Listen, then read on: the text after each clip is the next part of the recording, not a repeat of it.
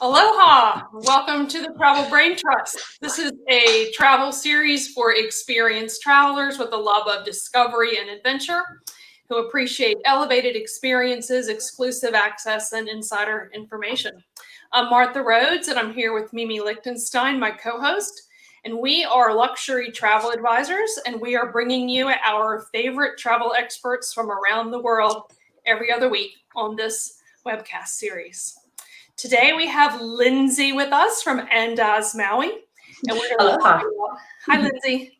We're going to talk about Hawaii, what makes it so special, why would you go all that way just for a beach vacation? We'll share what we love about Hawaii and especially Maui, the Magic Isle, and then we'll wrap up with some how-tos on how to make Hawaii happen within the pandemic. They've recently provided an exemption for their 14-day quarantine, so I'll go over all those procedures for that.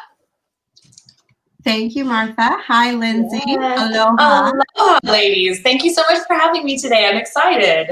Absolutely. We're excited you're here. I think we all might think that it would be better if we were all meeting up in Maui to have this discussion, but hey, it's not going to happen. Perhaps we could start by just giving us a little bit of insight about your background related to Maui and what it is that you love about the island. You got it. Well, you know, I've been in hotel sales for a very long time, mostly selling ski, and I started traveling to Hawaii, as most do, for fun. And I, was on my first trip to the Big Island, and by the time I left, I just remember being on the plane and being in tears. I just did not want to leave. It really, really pulled on my heartstrings in a way that I can't describe. So I was like, I'm in hotel sales. I can sell wherever I want. So now I have been, working for various properties, currently Andaz Maui at Wailea Resort and Hyatt's brand new acquisition, the Hana Maui Resort. Now I've been working there for about 7 or 8 years in Hawaii overall. So I just love it. I just love it. I think it's a perfect example of when you find your career path and something that you love and they intersect, you are a lucky person. So absolutely. Absolutely. It gives me a good excuse to go back quite frequently. So yeah. Can't complain. Hawaii is so special, and they call the aloha spirit. And once you have been once and you kind of experience that peacefulness and kindness and friendliness, it is a very special place. And I think I sometimes have people say, why, I've lived close to the Caribbean. Why would I go all the way to Hawaii? And it is just so different and so special. The culture is so rich, and so many reasons to go. And like you said, people go back. You're really hitting on it. That aloha spirit is in every single thing that they do. It's in the way that I, interact with my colleagues, and you feel that right when you get there. And I mean, that's the reason you go to Hawaii. It's number one, you have that safety factor. It's, it's here in the country, but you get that feeling like you're in an international destination because of the culture. So it's really special. That's right. Well, I'll give a little overview for everyone. So Hawaii, the state is made up of 132 islands. Actually, only 7 are inhabited, and there are 5 that are our primary destinations for tourism. And those are Oahu, the heart of Hawaii. That is where Honolulu is, Waikiki Beach, Pearl Harbor, top highlights there. The island of Hawaii is actually also called the Big Island. You can see on the map, it is the biggest. It is known to have its active volcanoes. Right now, I don't think there's any lava flowing, but often there is flowing lava, and that's a big highlight. People love seeing that, either by boat as it falls into the ocean or by helicopter. Hawaii has a very well-known astronomical observatory, and they protect their dark skies. So if you're into astronomy, it's a wonderful choice. Kauai is the Garden Isle. That's the island with the most spectacular scenery that you've seen in many, many movies, including Jurassic Park. And that's an island where you can take a movie set kind of tour to see those iconic scenery like the Na Pali Coast and Waimea Canyon. And then Lanai is a very small island. It's got one big luxury, well, I think a second one now, luxury resorts, both operated by Four Seasons. It's got rugged terrain. There's wonderful golf. People love to do four-wheel drive exploring there. And then there's Maui, which is our highlight today, also called the Magic Isle.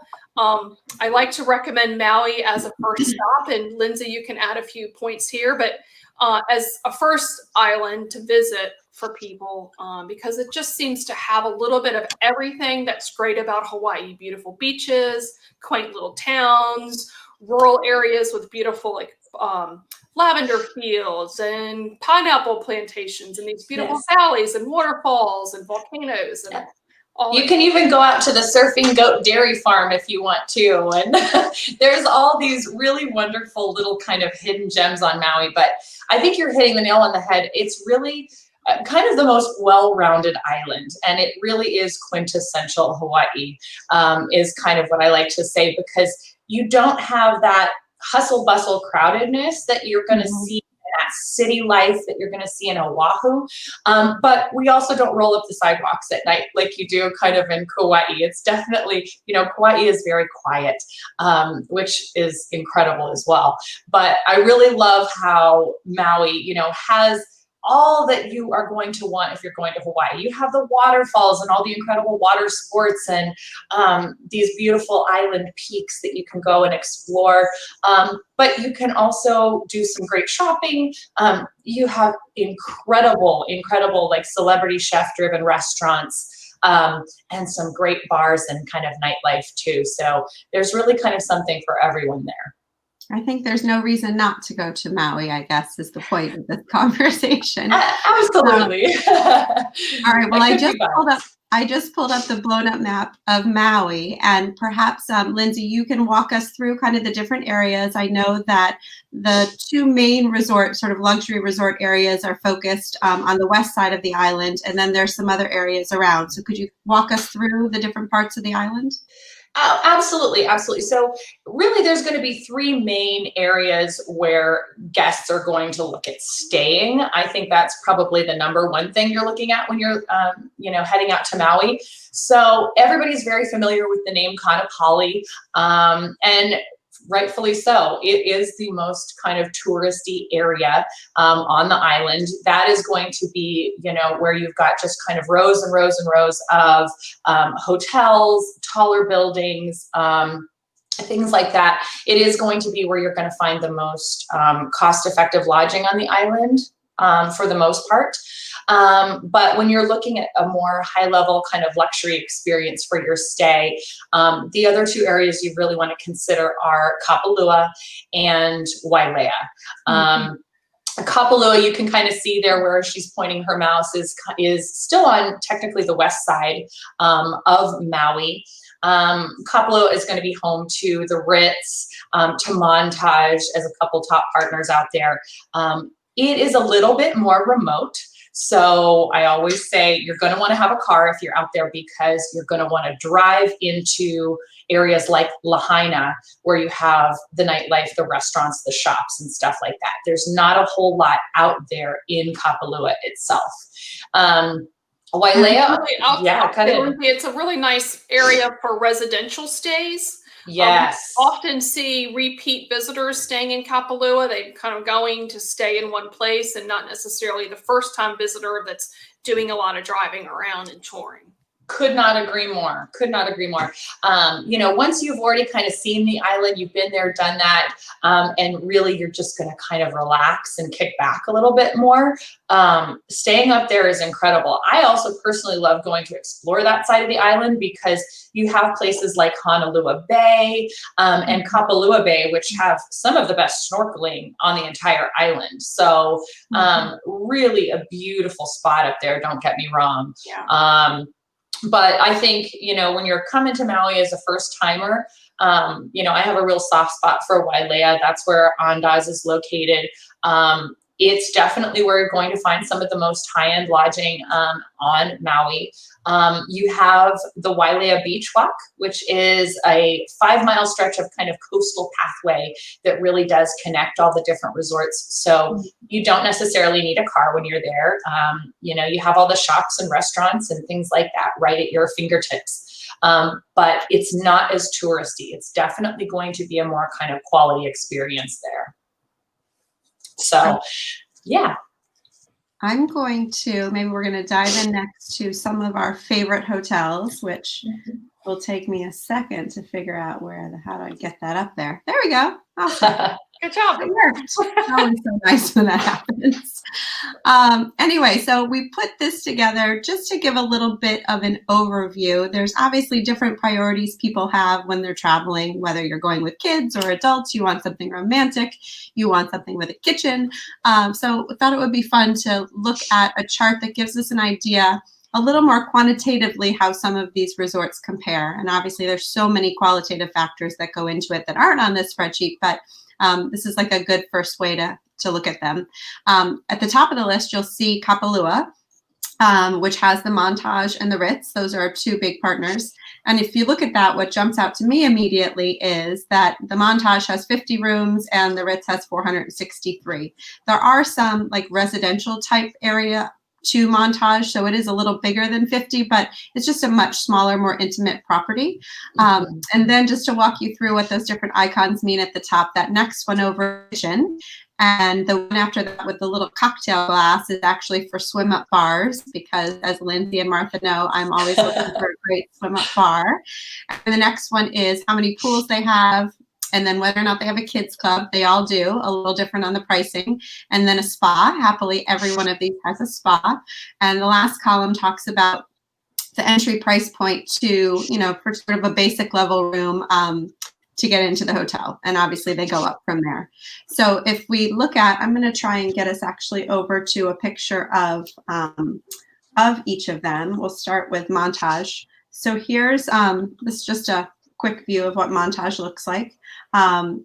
If you are there, you're very close to the Ritz, so they're pretty close together. They also have kitchens in every one of their units, because it was, I think, a condominium before that. I'm pretty sure, Lindsay, I don't know if you know better than me, but it was definitely something that they transitioned to a hotel. So they have kitchens in every single room, which is great. No swim up bar. Plenty of pools. They do have a kids club and a spa. And then if we were to look next to the Ritz-Carlton, I had clients actually stay at the Ritz last year. You can see here they have a beautiful 3-tiered pool, one major big pool. They have some suites with kitchens, but primarily their rooms do not have kitchens in them. Then we're going to jump down to Wailea, which Lindsay's more familiar with. There's 4 big resorts that we send a lot of our clients to: the Four Seasons, Andaz, Fairmont, and Grand Wailea. Maybe we'll touch on 2, that there is a Relais and Chateau that isn't quite on the beach, but it's in Wailea. So if you're a couple that's going that you would prefer to have kind of that type of stay, then that's also an option. This here is a picture of the Four Seasons, so it gives you a good overview of how it relates to the beach. A lot of these hotels have, and maybe Lindsay, you can tell us too, for the Andaz, the hotel, then the pool, then the beach. And so it's usually a little bit of a walk down to get to beachfront. Absolutely. Are there any properties in Maui, Lindsay, that have sort of like toes in the sand as you walk out the room? I don't know. Are there? Not really that I know of. Certainly you do have oceanfront accommodations there, but because the beaches are public, to kind of preserve that privacy factor, you really don't want to be directly on the beach. On there. You want that kind of space from where the rest of the public is, walking and all that kind of good stuff. So. Yeah, like for example, we have oceanfront villas on our property, and you have a nice little grassy lawn area, and then you go right down to the sand. Yeah. Got it. Yeah, that makes sense. Well, I think the thing that stands out to me for the Four Seasons, number one, Four Seasons is one of the few resorts in the world that don't actually have a resort fee. So they don't have a resort fee, plus their kids club is included. So if you're a family with kids, it's a great place to go. And obviously you can see it's a beautiful resort. And then I brought in 2 pictures from the Andaz. This is the beautiful lobby, which looks stunning. And maybe Lindsey, do you want to sort of walk us through what are your, I don't know, your highlights or favorite parts of the property? I mean, obviously the property is right in the heart of Wailea, but aesthetically it is just stunning. You can see that we have 5 pools to only 300 guest rooms, which is a big indicator of the overall experience that the guests are going to have on property. This is not that place where you are getting up at the crack of dawn to go rush out and put your book and a towel down on a lounge chair. You're never going to have a hard time kind of finding some real estate by the pool.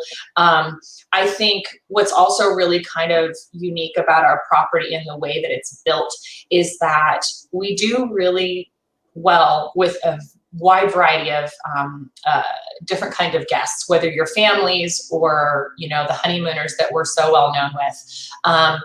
You kind of have the different parts of the different types of guests really segmenting themselves off into different areas of the resort. So for example, the kiddos are going to hang out down at that lagoon pool that you see there in that photo, whereas maybe your honeymooners are just by nature going to hang out up at the infinity edge pools. And then we also have an adults only area as well.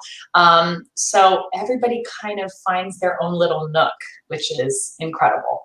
And tell me, I know a lot of teams and lots of people have their own GoPros, but you guys have some sort of a GoPro experience where you can borrow different components. Is that right? We sure do. So, you know, you had touched on the whole resort fee thing just a minute ago, which nobody's really stoked about a resort fee, let's be honest. But, you know, what's always frustrating is, that they're going to charge a $40 resort fee, but it's got Wi-Fi and a newspaper.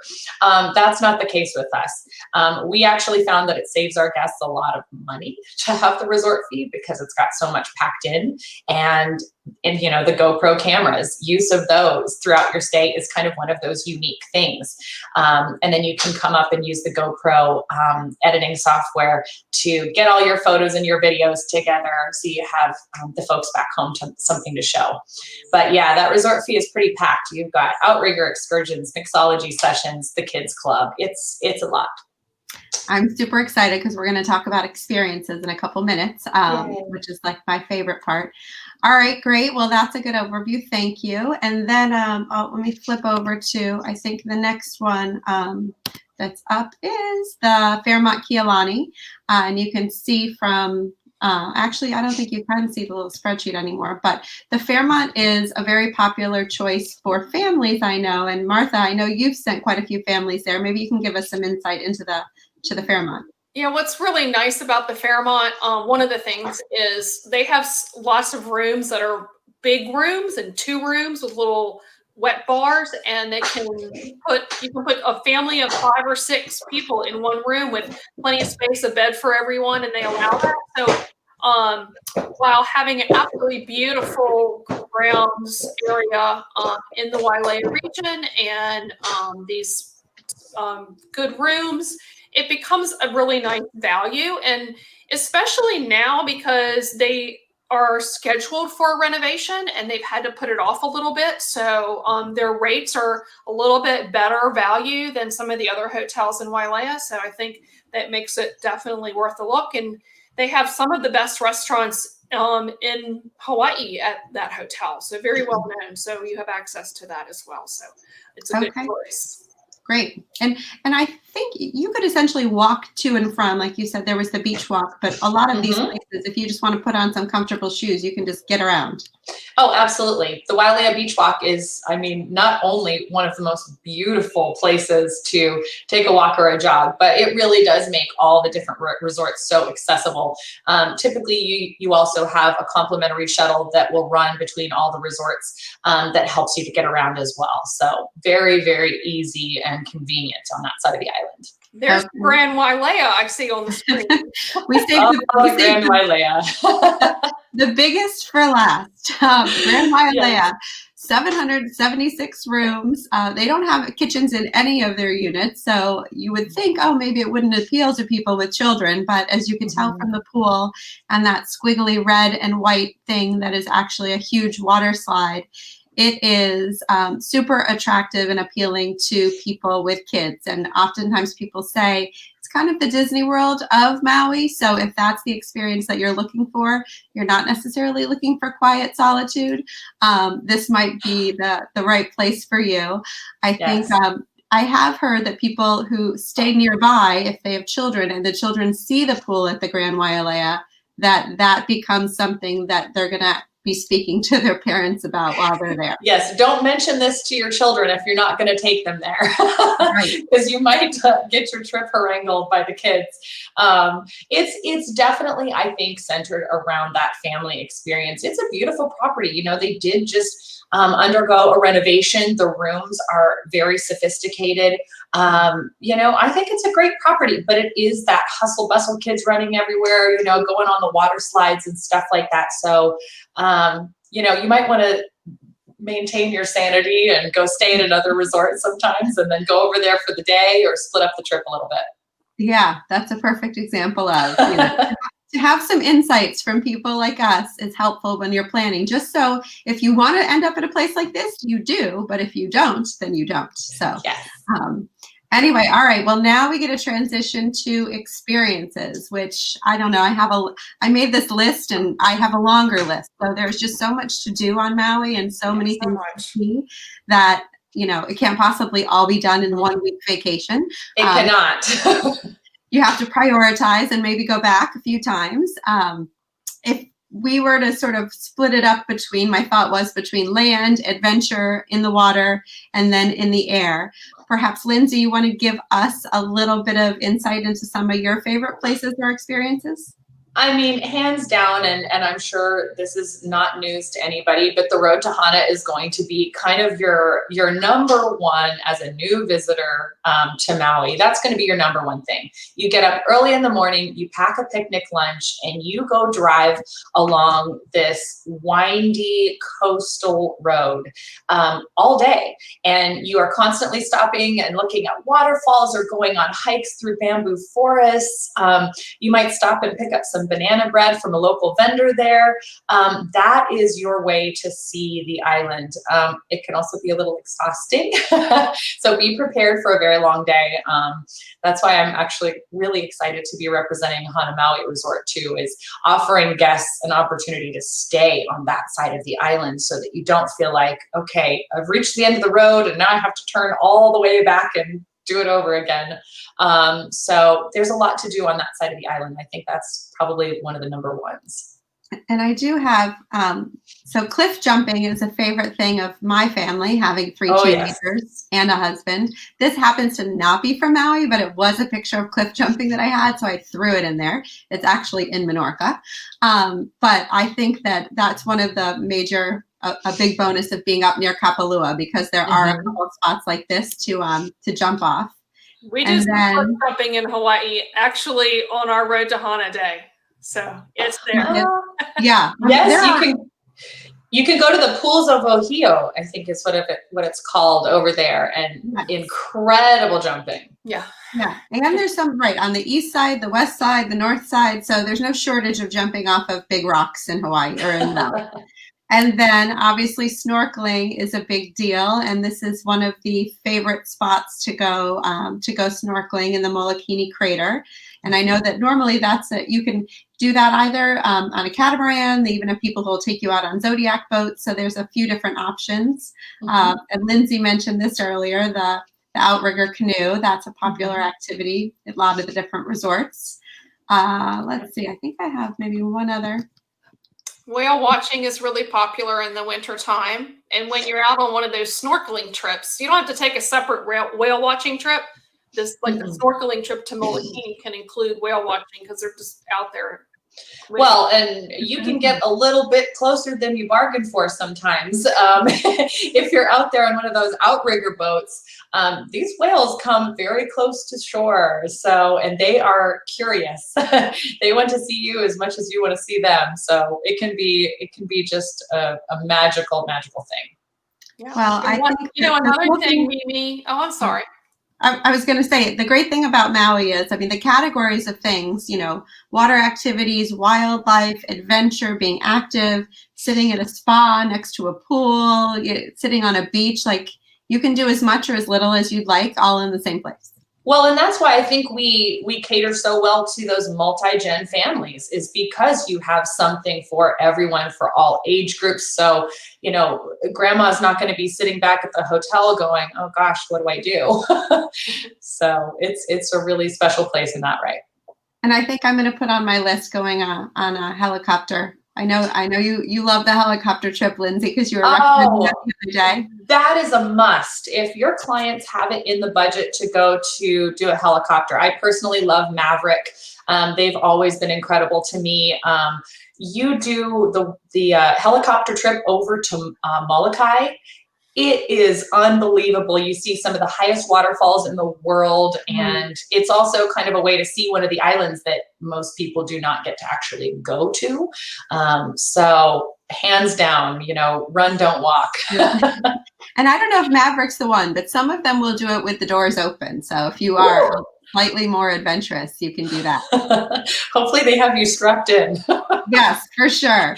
All right. Well, we get a transition from the most exciting to the most important, maybe, I guess. We do have to get there and be allowed out of our hotel room.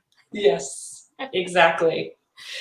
So I'm going to share this chart here. The Hawaii until October 15th had a 14-day quarantine requirement for anyone arriving on the island, but they have a safe travels program, which allows us to avoid that 14-day quarantine. It has three main components. One is having your COVID test taken and, of course, getting a negative result, hopefully, prior to arrival.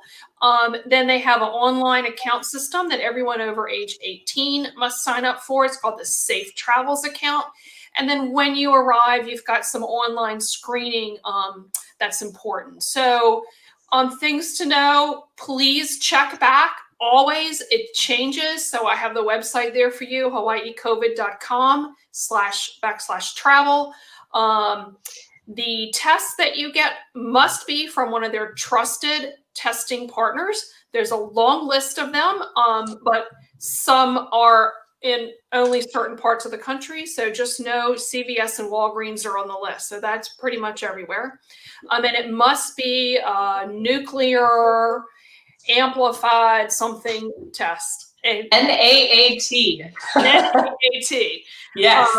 And you have to have the test no more than 72 hours from the departure time of your last flight. So if you're connecting in Los Angeles, for instance, that departure time is the time for the flight to Hawaii that lands in Hawaii. That's the one that matters. It's for everyone 5 and over. They must have it, and it is at your expense. And then you create an online account and you upload your test results there. Let's see, once you complete that with your traveler details, then when you arrive, they'll have sent you a QR code. You show them that, your government ID, and they take your temperature and off you go. So that's kind of the gist of it. And I think it's really nice and simple. And it seems to be a similar process to what we're seeing in many places around the world. This is obviously not international, but very protective of the health of their citizens. So it's similar to what we're seeing elsewhere in the world. Absolutely. I mean, Maui is one of I can speak to Maui's numbers at least, but Hawaii overall, Maui specifically, is one of the safest places you can go travel. I mean, I think we have a total of 3 cases right now. Yeah. So it's pretty incredible, and we're trying to keep it that way. Okay, great. Well, we're closing in on 30 minutes, which we always try to stick around. So I'm going to start our wrap up with Lindsay. Give us maybe your top 2 or 3 tips for people, either that we talked about today or we haven't talked about yet, who are coming to Maui for the first time. Oh, there's so many things. I mean, obviously the number one thing is just make sure you are up to date on the latest COVID requirements, so that you don't have any, travel issues there. you want to check those websites as close to your travel as you possibly can. But I mean, other than that, I also say you don't have to necessarily island hop if you don't want to. There is more than enough to keep people busy. There are things that I still haven't done on Maui, and I've been traveling there for years. So there's more than enough to keep you busy on that one island too, if you don't want to worry about the inter-island travel and stuff like that. Okay, great. Thank you. And I just want to add in, or maybe ask Martha, I know the other day when you and I were talking, you gave a great piece of advice about when to plan some of those early morning excursions. Oh, yes. Almost everyone we're talking to is coming from the east, and so they're waking up very early when they're in Hawaii. And so some of these adventures like the road to Hana, the sunrise at Haleakala, the top of the volcano, and then sometimes biking down, do those things at the very beginning of your trip because you'll be awake anyway at 5 a.m. likely, or it'll be much easier to get up for those early morning pickups. Great advice. Don't wait till the last day when you're all used to the time change, sleeping in, and force yourself. Yeah, exactly. And I know, Lindsay, I'm going to bring up one other one that you brought up the other day, and that is about Costco. For people who are staying in places that have kitchens, there is a Costco near the airport. So when you arrive, it's great to just stock up on whatever important essentials you want, and then head to your hotel from there. Exactly. I think that's a great way to kind of save a little bit of money on the top end, and have some things in your room for you. So definitely a good way to kind of keep things a little bit more cost effective. All right. Well, thank you everyone for joining us. Mahalo. And we'll see you again in 2 weeks on November 19th, where we will go to the other side of the planet and talk about how wonderful it is to go on safari and what's important when considering and planning a safari. So we're looking forward to that. And then next after that, we'll head to Mexico. So thank you all very much for joining us, and we'll see you in 2 weeks. Mahalo, everyone. Thanks for having me. Aloha. Thank you, Lindsay. Bye, guys.